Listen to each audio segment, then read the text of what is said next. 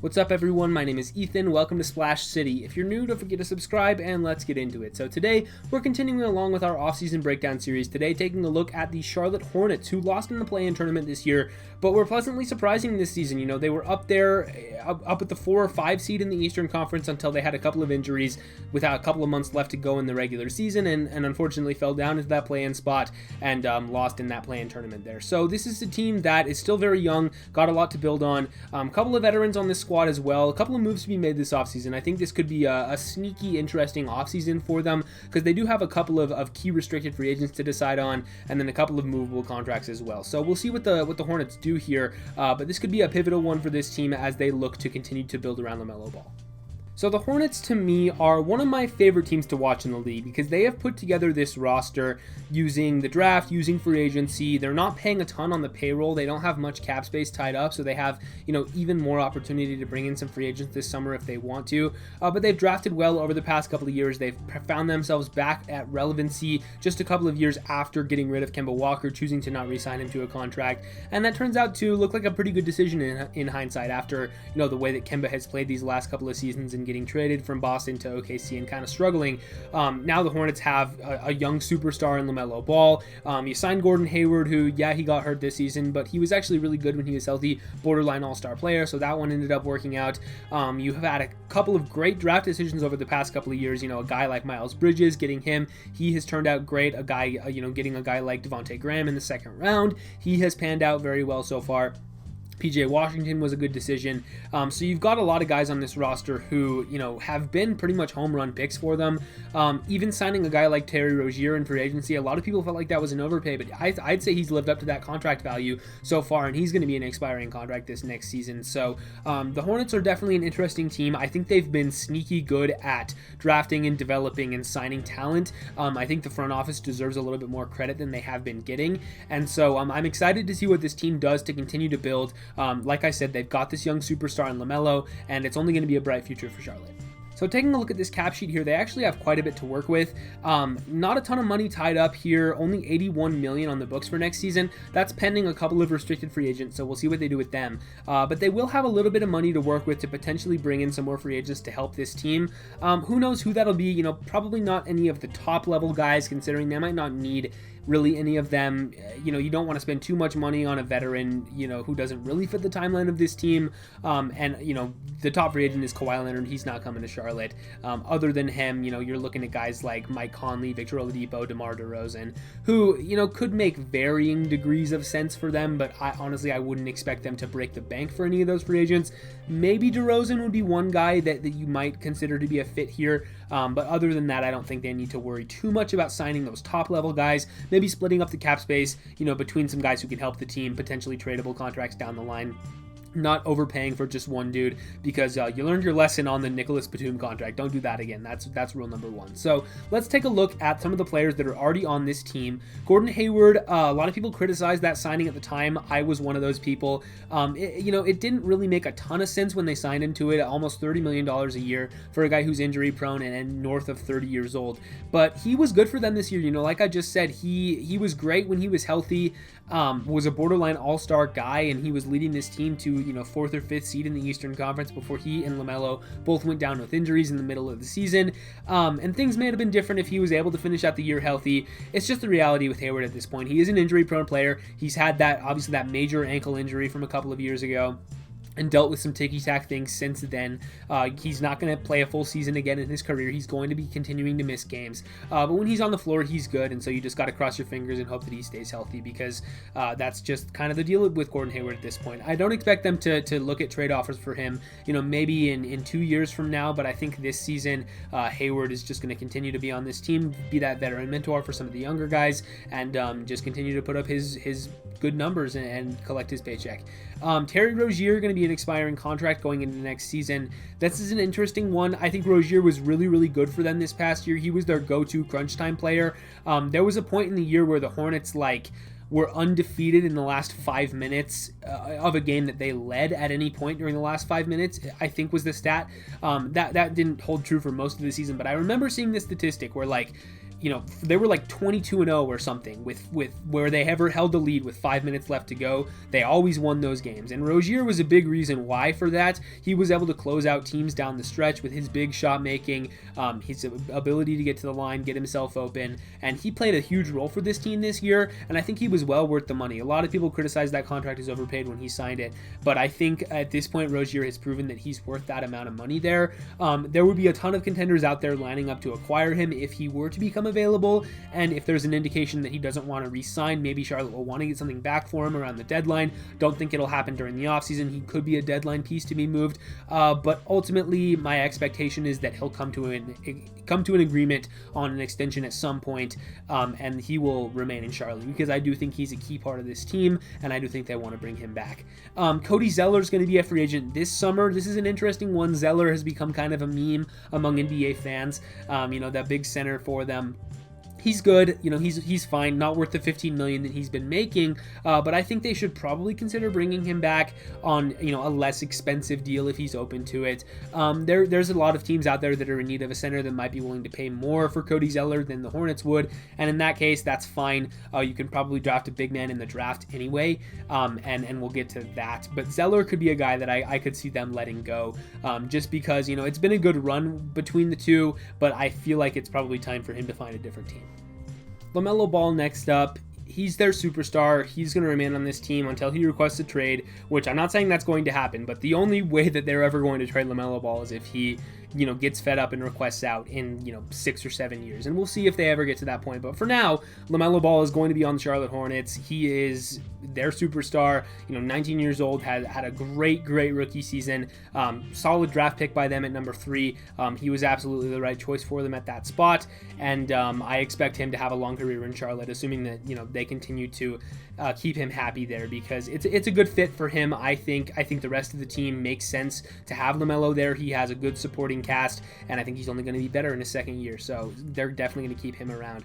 Malik Monk entering restricted free agency. This one is very interesting to me. Underrated free agent this summer. Malik Monk is one who was hurt a little bit this year. When he went out, it hurt them. He was also one of their injuries, along with LaMelo and Hayward. That was kind of the reason they struggled the last couple of months of the year.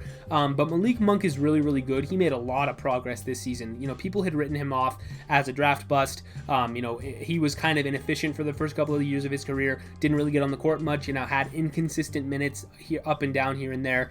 But this past season, he really had a breakout year, just in time too, because he's up for an extension this summer. We'll see if they give it to him. I think there's going to be a lot of teams out there that are going to want to take a look at Malik Monk, and so if the Hornets get in a bidding war with somebody, they might decide that the paycheck is too high for him. But they do have the cap space, so if they really want to keep him, then they can. And we'll see what they do with Malik Monk. But sneaky free agent this summer. I think that he is kind of flying under the radar for a lot of people. But he's a good player, and I think whoever gets him is going to end up with a good one. PJ Washington still in his rookie contract. He's good. He's going to stick around. Him and LaMelo are both a key part of the future. Miles Bridges is extension eligible. That's an interesting one to watch as well, because I really like Miles Bridges, and he also had somewhat of a breakout year this past season. Super athletic. He fits really well with what LaMelo Ball does. Being that rim runner guy, can be a pick and roll partner for him, catch a ton of lobs, dunk on people. We've seen the highlight reel of Miles Bridges' dunks this season, and it was amazing. So I would expect them to take a look at extending him this offseason before he hits restricted free agency next summer, because I do think he is also another piece that is definitely worth keeping around. And a lot of people would not have said that about him going into this past year, but he was really solid for them. So I like his chances of remaining in Charlotte as well. Couple of veterans down here, Bismack Biyombo and Brad Wanamaker, both entering free agency. Not the end of the world either way for both of these guys. They're veterans. I assume that each of them will end up on a minimum somewhere in the league, whether it's Charlotte or somewhere else, who knows. Biyombo's an okay rotation big. Wanamaker, was not a good fit in Golden State with my Warriors, and a lot of Warriors fans turned against him by the time the deadline rolled around. He just wasn't a good fit with them, but I actually thought he played pretty well with Charlotte for the stretch run of the season, so they could take a look at bringing him back. I think he was an okay rotation point guard option. And like I said, similar with Biyombo, both of them are okay options there. So it's a minimum to return. If not, it's not the end of the world. So here's the big one, Devonte Graham entering restricted free agency. This is very interesting. I advocated for them to trade Devonte Graham prior to the deadline this past year. I remember saying that last offseason that he should be a guy that they should look to move because I feel like he's the odd man out here, especially with LaMelo Ball there. Terry Rozier, having as good of a season as he did last year. It kind of leaves Devonte Graham, also Malik Monk with his breakout as well. It leaves Devonte Graham sort of as, the sixth man scorer who is also getting his minutes eaten up by Malik Monk as the sixth man scorer and Miles Bridges as the sixth man scorer. So he didn't have as good of a season this year as he did the year prior. It was kind of his breakout, 2 years ago, and then this year he was kind of okay. He's still a good player. He belongs in the league. He belongs on a team. I said this, I'm on record saying that his role long-term is a sixth-man spark plug off the bench, similar to Lou Williams and Jordan Clarkson and those guys that we know today. I don't think his ceiling is as high as any of those guys, but he can be that type of player. And I just don't think that role is with Charlotte, personally. I think he would be better suited on another team. So whether they can work out a sign and trade with somebody, get him to a contender, or he just goes for the paycheck and signs with one of the worst teams in the league, teams that have cap space out there, we'll see how much he gets paid in restricted free agency. It might not be as much as he and some people are expecting, just because of his defensive deficiencies, as well as, him kind of struggling at points this season. So we'll see with Devonte Graham, but if I'm completely honest, I don't expect him back in Charlotte next season. I think it makes sense for both sides to, work out a divorce one way or the other. If you're Charlotte, you want to try to get a sign and trade, get something back for him potentially, but I would not break the bank to re-sign Devonte Graham. I just don't think he's a good fit with this roster long term. Let's quickly go through the rest of these guys here. Caleb Martin and Cody Martin, the twins. Nobody can tell them apart because they're, very similar players on the court.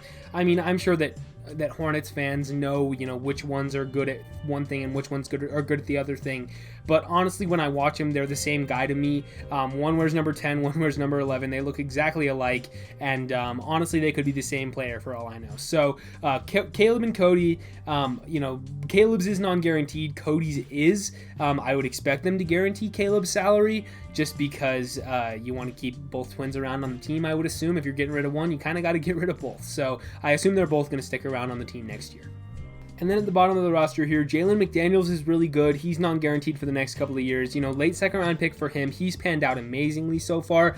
He looks like one of those guys who's going to be a diamond in the rough, as is his brother, Jaden McDaniels, who's on the Timberwolves. Both those guys are great, and I expect that Jalen will stick around with the Hornets for the next couple of years. That's a great number to have him on. He is well worth that money, and good find by them in the late second round. And then these last four guys at the bottom of the roster, Vernon Carey, Nick Richards, Nate Darling, Grant Riller, none of them played much at all this season. We'll see. Vernon Carey's got a couple of years left on that rookie contract. He was a second-round pick, so I would assume that he's going to stick around. But Nick Richards is he's expiring after this season, and those other two are on two-way deals. Riller, I know, is a guy that a lot of people liked in the draft. He's a sort of older college player, and he's already 24 years old. So maybe he's a guy that you want to keep around if he's already good enough, but he hasn't really gotten in enough games for me to tell you whether he's good or not. Nate Darling, I don't really know much about him, to be honest with you, and Nick Richards barely played at all. Don't know much about him either. So you got a couple of these young guys here. If any of them are worth taking back, or if any of them are worth bringing back, then I'm sure that they will. But I wouldn't be surprised to see 2 or 3 of these guys off to different opportunities next year, whether that's back in the G League, overseas, or maybe on some other team who feels like they have some potential. I assume Carey will stick around, like I said, because he's under contract. But those other 3, who knows? And then Charlotte has the 11th overall pick in this year's draft, so opportunity to add another nice prospect to this young core here. I have my eyes squarely on Kai Jones for them. I think that makes perfect sense. He is a super athletic big man, can slide right into the starting lineup if Cody Zeller is gone. Fills that hole at center that they have, because Zeller and Biyombo are both going to be free agents, and so you do need a center on this roster for some security there. I think Kai Jones would be a great fit next to LaMelo Ball. I think he, like I said, slides right into that starting lineup and would complete that young core there. So Kai Jones is a guy I'm looking squarely at number 11. I think if he's there, they're probably going to take him. Obviously, they could go in a different direction, but for me, that feels like a good pairing in terms of prospect and team at number 11. Obviously, you could always go with somebody else.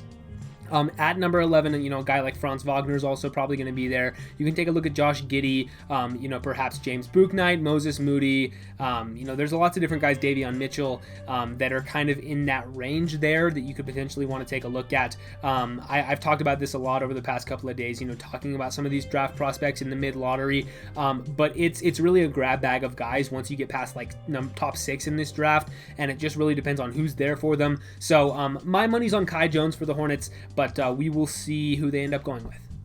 So the plan for Charlotte this offseason is just got to be draft somebody, continue to develop this young core, like I said, add another prospect there at number 11, and then use that cap space. Who knows how much they're going to have after they try to re-sign some of their free agents, because they do have quite a bit of free agents this summer. Obviously Malik Monk and Devonte Graham are the two big ones, so if you do re-sign those guys, the cap space starts to evaporate pretty quickly, but they still should have at least a little bit to work with. Regardless, they'll have mid-level exceptions and stuff like that to be able to add some players to this roster. I think they have their young core in place.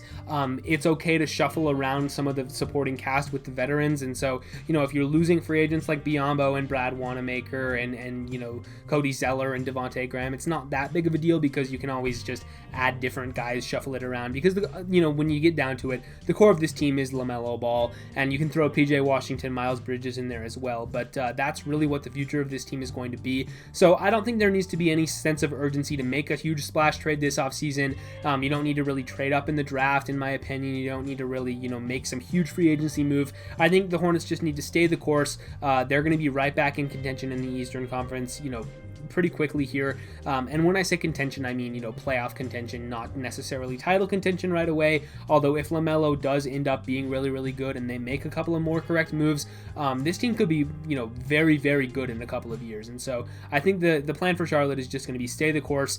This is going well, and don't worry too much about it. You're going to be fine.